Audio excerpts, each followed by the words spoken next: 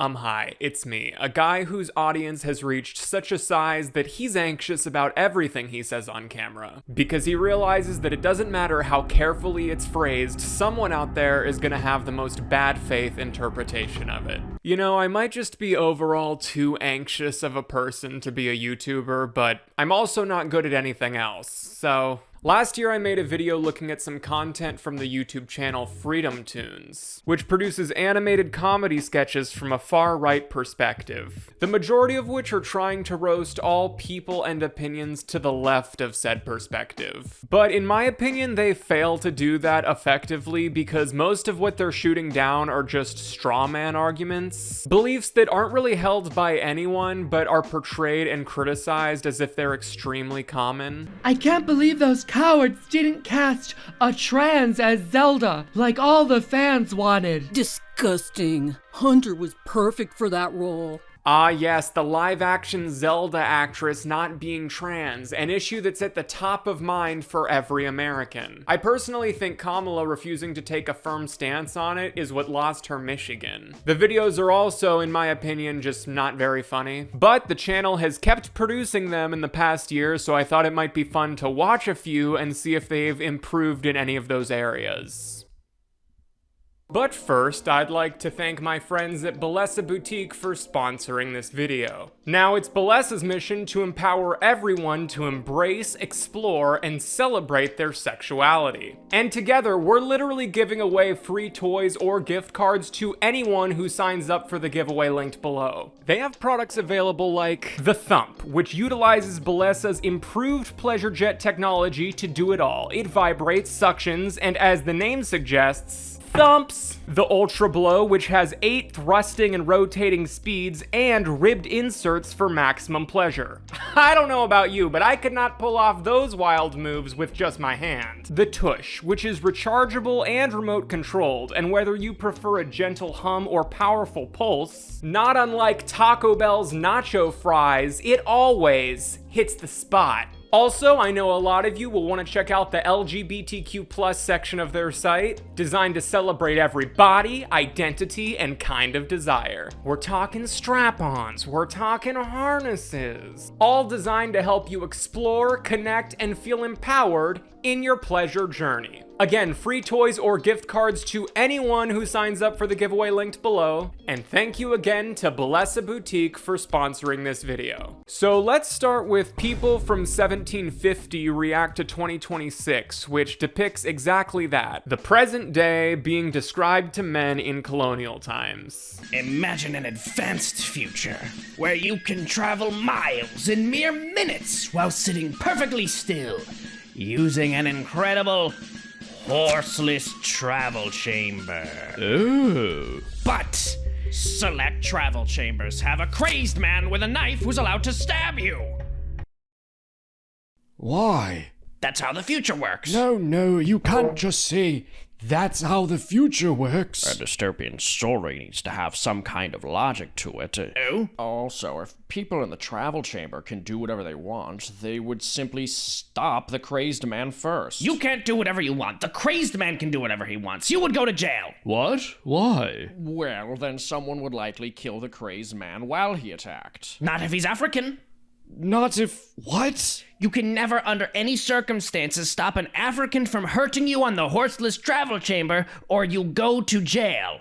Okay, so the supposed reality being criticized here is one where people using public transportation are frequently attacked by crazed men who they are then forced to kill in self-defense. But then they end up going to jail anyway because the person was black, so it ends up being ruled as a hate crime or something. So the two incidents I think this could be referencing are, one, the 2023 killing of Jordan Neely, who after simply saying threatening things to people using the New York subway during a clear mental health episode, was choked to death by Marine vet Daniel Penny. Or maybe since they mentioned stabbing, it's about Jordan Williams, who also pleaded self-defense after stabbing and killing a man on the subway that same year. Pretty sure it's more the former, but either way, even though yes, Penny and Williams were both tried for manslaughter, they were also both ultimately cleared of all charges, and as of this sketch being uploaded, were both walking free. Yet this sketch is claiming that like all mentally ill homeless people are allowed to do whatever they want on the subway, and that if they're black, you'll always go to jail if you try to stop them. And like, it's insane to claim they can do whatever they want in reference to situations where the guys were killed. I personally wouldn't consider that being able to do whatever you want if somebody kills you.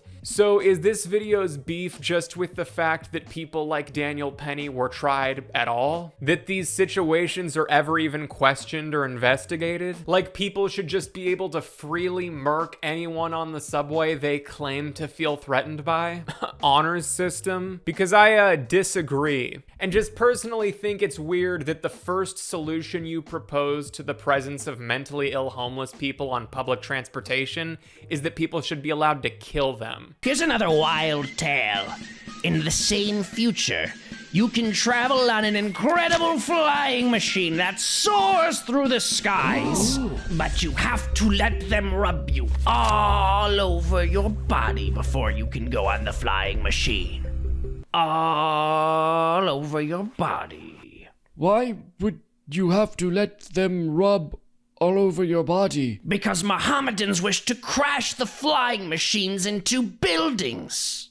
So, they only rub Mohammedans? No, they would get in trouble if they did that. Why would they get in trouble if they rub Mohammedans, but not if they rub me? Because in the future, they hate racism. What is racism? It's when you treat someone differently because of their skin color. To avoid it, you're required to treat people with certain skin colors like they're incapable of doing wrong. Okay, so now they're claiming that even though the actions of a few specific Muslim people are the reason we sometimes have to receive a pat-down at airport security, we are now as a society so sensitive to racism and discrimination that Muslims are the only people who don't have to do it. When you think about it, shouldn't it almost really be the other way around? So first of all, is that true that it's like illegal to pat down a Muslim person at TSA? Muslims, sound off in the comments. When you show up at TSA, do they just roll out a carpet for you with a big coexist written on it and let you just walk through with your luggage past all the innocent Christians putting their shoes in bins? I don't think so. Like, yeah, maybe some TSA agents would be more hesitant to give a Muslim person a pat-down.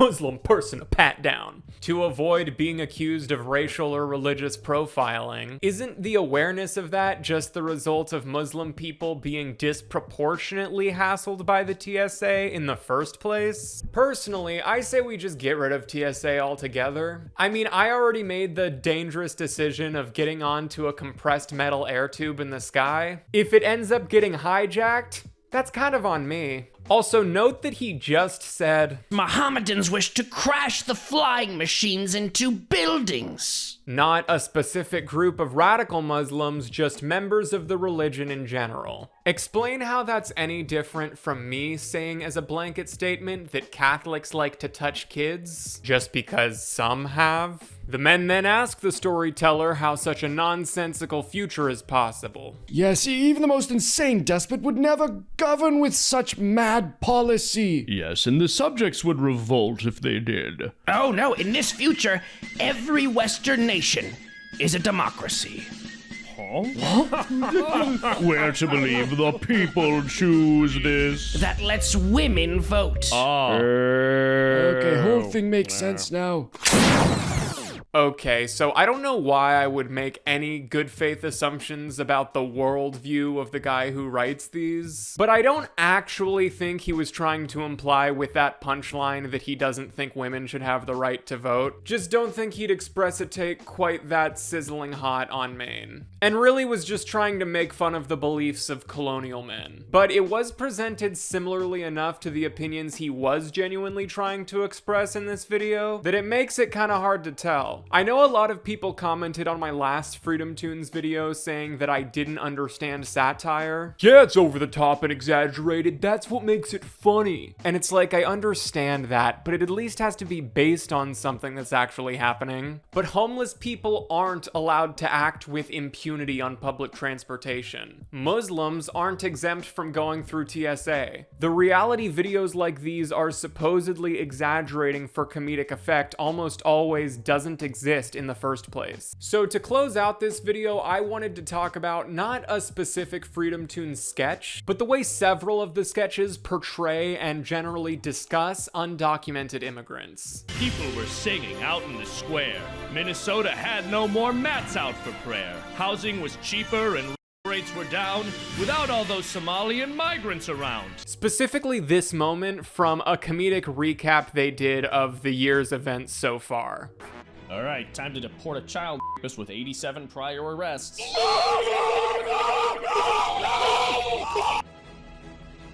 Love how he included that the girl condemning ICE also made jokes about Charlie Kirk. You're against the state-sanctioned treatment of innocent people like animals while you made fun of a racist podcaster? Hypocrite. But obviously, the reason people are so critical of the current administration's immigration response isn't because they just can't live with, quote, child rapists with 47 prior arrests being deported. And like, there's no way this guy doesn't know that the vast majority of people ICE is going after couldn't be described that way, right? Like, I try to remind myself that everyone's perspective is informed by their lived experience. Me personally, I grew up in an area with a lot of undocumented immigrants. I'm pretty sure I've worked with undocumented kids. So my perception of them was never going to be as inherently dangerous and scary people. But I guess if my only exposure to them was what was shown on Fox News, it might be. But still, I find it hard to believe that someone with enough media literacy to run a successful YouTube channel is this susceptible to propaganda. Part of me wonders, is this whole channel just a government psyop that's secretly billionaire funded? But I don't think so, considering it still needs like prayer app sponsorships. Follow offers 10,000 guided prayers and meditations that help you grow closer to God and find peace! Which is crazy to think because content like this is doing such a service for the sitting administration, and to think they're not even paying for it. They've just propagandized this guy so hard that he makes additional propaganda for them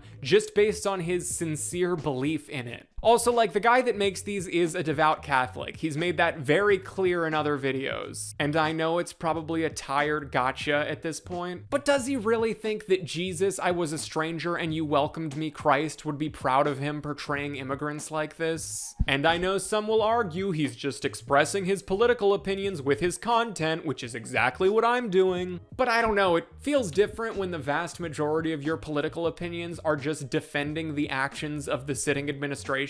Like, yeah, maybe leading up to a big election, I might post something saying who I'm usually reluctantly voting for. But if that person gets elected, I then switch to a more critical role.